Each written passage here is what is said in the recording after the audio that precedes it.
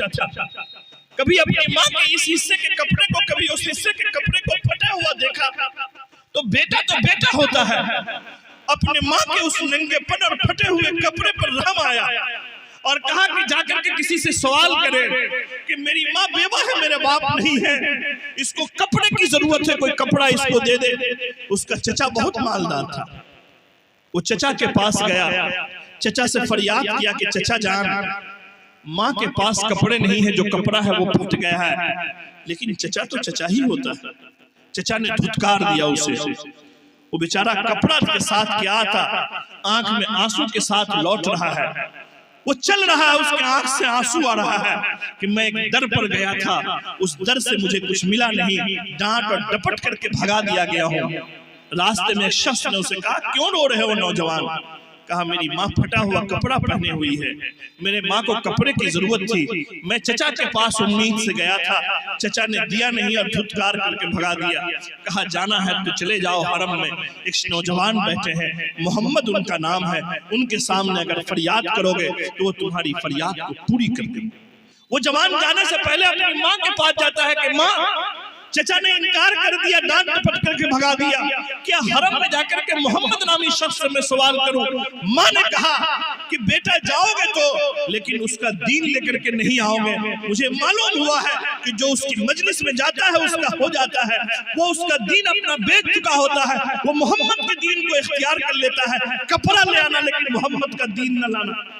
وہ نوجوان گیا اور کہا کہ محمد آپ کا نام ہے؟ کہا ہاں میرا نام محمد ہے، میری ماں بیوہ ہے، میرے باپ کا سر سے سایہ اٹھ گیا ہے، میرے ماں کے پاس کپڑے جو ہے وہ پھٹے ہوئے ہیں، آپ میری ماں کے لیے کپڑا دے دیئے۔ یقین جانیے نوجوانوں، جناب محمد رسول اللہ صلی اللہ علیہ وسلم کے پاس کوئی کپڑا نہیں تھا، اپنی چادر رحمت جو ان کے اوپر تھی وہ نوجوان کو حوالے کر دیا کہ اے نوجوان یہ چادر لے جاؤ اور اپنی ماں کے پھٹے ہوئے کپڑے کی جگہ اس کو لگا دو۔ وہ نوجوان ناچتا ہوا گاتا ہوا اپنی ماں کے پاس آیا اور کہا کہ محمد تو وہ شخص ہے جس کے پاس کپڑا نہیں تھا تو وہ اپنی چادر اٹھا کر کے دیا ہے۔ ماں نے کہا کہ ماں بیٹا وہ اپنی چادر رحمت جب دے سکتا ہے تو مجھے اس سے مل جانی چاہیے، اور اس کا جادو مجھ پر بھی چل چکا ہے۔ اے لوگوں یہ محبت ہے، اس لیے اس وقت ضرورت ہے اسی محبت کی۔ میری آپ سے یہی اپیل ہے، یہی گزارش ہے کہ پیٹنے سے مارنے سے نفرت سے نہیں بلکہ اس معاشرے کی اصلاح اگر ہوگی تو وہ محبت کے ذریعے سے ہوگی۔ اللہ ہم کو بھی آپ کو بھی عمل کی توفیق عطا فرمائے۔ آئیے دعا کر لیتے ہیں، لیکن دعا سے پہلے میرے رفیق مولانا مفتی سمید اظہر صاحب رحمانی آپ کے یہاں سال گزشتہ جب تقریر ختم ہو کر کے جانے لگا تو انہوں نے کہا مفتی صاحب یہ نسخہ جو آپ نے یہاں دیا ہے بیرپور میں بھی دیجیے۔ میں نے کہا کہ بھائی یہ نسخہ ہو سکتا ہے کہ صرف یہیں کے لوگوں کے لیے، کوئی ضروری نہیں کہ وہ باتیں میں کر سکوں، لیکن اس دعا سے پہلے میں آپ سے ایک چیز کرنا چاہتا ہوں، اور وہ یہ کہ جناب محمد رسول اللہ صلی اللہ علیہ وسلم کی پوری تعلیمات کو آپ دیکھیے گا، حضرات صحابہ کی زندگی کو جب آپ پڑھیے گا تو انہوں نے معاشرے کی اصلاح کے لیے، لوگوں کے سدھار کے لیے دل کا علاج کیا، دل کو صاف ستھرا کیا۔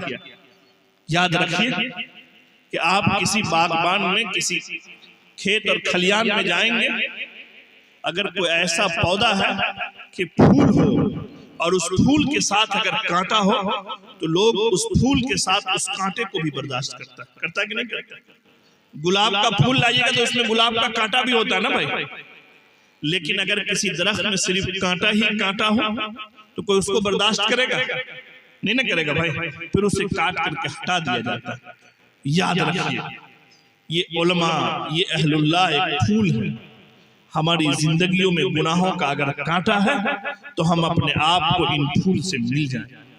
جب آپ ان سے مل جائیے گا، ان سے اپنا رشتہ جوڑ لیجئے گا، ان سے اپنا تعلق قائم کر لیجئے گا تو یاد رکھیے آپ کا دل سدھر جائے گا، اور جس انسان کا جب دل پاک اور صاف ہو جائے تو پھر وہ نیکی کی طرف دوڑتا ہے، برائیوں سے بچتا ہے۔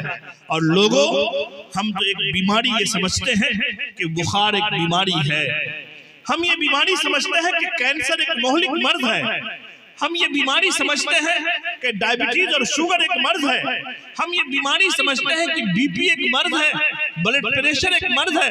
لوگوں ہاں یہ مرض ہے، لیکن یہ جسم کا مرض ہے۔ انسان دو چیزوں کا مجموعہ ہے، ایک جسم کا ایک روح کا۔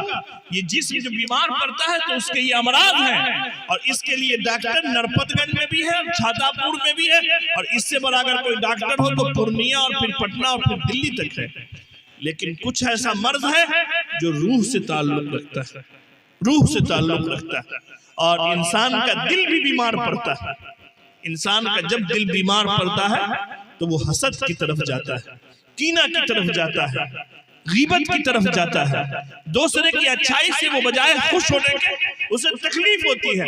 اس وقت جو ہمارا سماج ہے اس کی صورتحال یہ ہے کہ وہ جتنی اپنی تکلیف سے وہ غم میں نہیں ہے، دوسرے کی خوشی میں اس کو غم ہے۔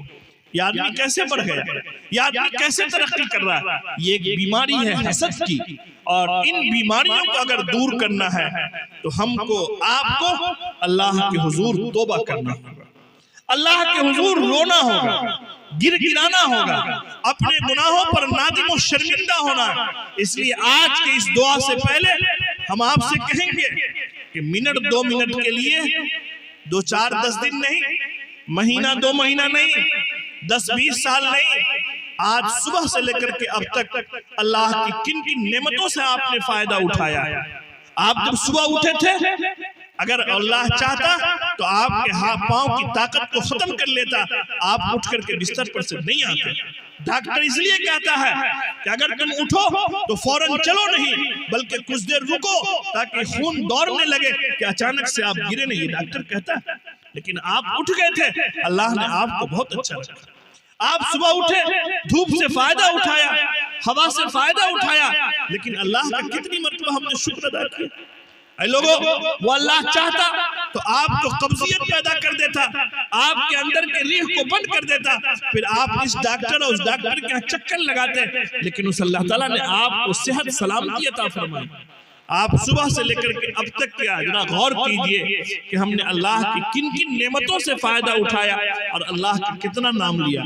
اگر ایک دن کا کریں گے تو شمار نہیں کر سکیں گے، اس لیے اپنا محاسبہ کر کے، غور کر کے گناہوں سے توبہ کیجئے، اللہ کے حضور دعا کیجئے، اللہ ہمیں بھی آپ کو بھی اس بات کی توفیق عطا فرمائے۔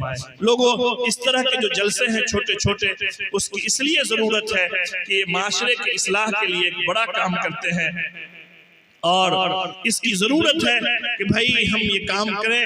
ہم بہت مبارکبادی پیش کرتے ہیں اپنے اس گاؤں کے ذمہ داروں کو، نوجوانوں کو، کہ جو ہر سال اس طرح کی مجلس لگاتے ہیں، اصلاح کا کام کرتے ہیں۔ اللہ تعالیٰ اس کے ذریعے سے انقلاب پیدا فرمائے۔ اللہ تعالیٰ یہاں کے نوجوانوں کو، یہاں کی ماؤں کو، بہنوں کو اور تمام لوگوں کو ایمان پر استحکام نصیب فرمائے، دنیا اور آخرت میں بہتر بدلہ دے۔ اس کی دعا کیجئے۔ آئیے درود شریف پڑھ لیجئے، پھر دعا کریں۔ اس سے پہلے جو نوجوان ادھر ادھر ہیں، ہم ان سے کہیں گے کہ دوڑنے کی ضرورت نہیں، آپ ابھی آ جائیے، دعا ہونے والی ہے۔ بیٹھیے، اپنے گناہوں پر شرمندہ ہوئیے، پھر اللہ سے مانگیے۔ میرے پاس ایک پرچہ آیا ہے، کیا ہے محمد؟ اچھا ہاں، اچھا یہ کیا؟ اگر مناسب چاہے تو گود کا اعلان کر دو، نام لکھوا لیں۔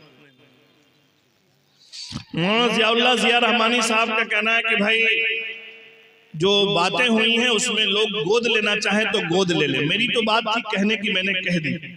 اب انشاءاللہ شوال میں یہ حضرات امید کرتے ہیں کہ مختلف مدرسوں میں جا کر کے وہاں کے بچوں کی پرورش کریں گے اور اپنے لیے دارین کے لیے سعادت کا، نیک بختی کا ذریعہ بنائیں گے۔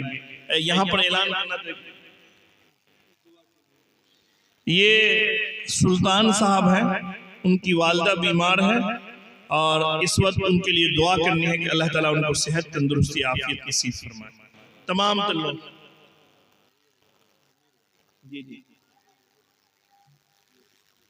امیر بھائی، ہم ان کے لیے دعا کریں کہ اللہ تعالیٰ ان کو صحت کلی عطا فرمائے، صحت دائمہ نصیب فرمائے، صحت عاجلہ کاملہ مستمرہ نصیب فرمائے۔